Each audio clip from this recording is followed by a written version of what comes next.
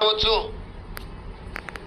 పక్క రాష్ట్ర ముఖ్యమంత్రి గారికి నేను విజ్ఞప్తి చేస్తున్నా, కృష్ణా నదిలో ఉన్న మా పాలమూరు రంగారెడ్డి ఎత్తిపోతలు కావచ్చు, మా కల్వకుర్తి లిఫ్ట్ ఇరిగేషన్ కావచ్చు, మా డిండి ప్రాజెక్టు కావచ్చు, మా ఎస్ఎల్బిసి భీమా నెట్టంపాడు ప్రాజెక్టులు కావచ్చు, ఉమ్మడి రాష్ట్రంలోనే మంజూరైన ప్రాజెక్టులు, వీటి అనుమతులకు మీరు అడ్డంకి పెట్టకండి, వీటి అనుమతులకు మాకు సహకరించండి.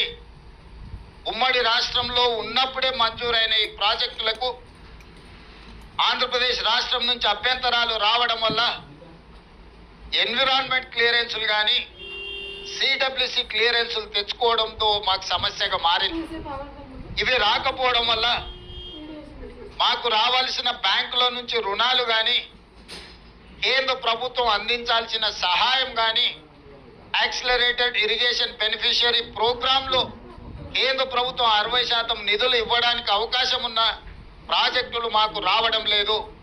దాంతో మాకు తీరని ఆర్థిక భారం మా రాష్ట్రం మీద పడుతుంది.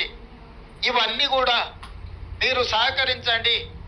మీకేమైనా సమస్యలు ఉంటే కూడా మేము సానుకూలంగా ఆలోచన చేస్తాం.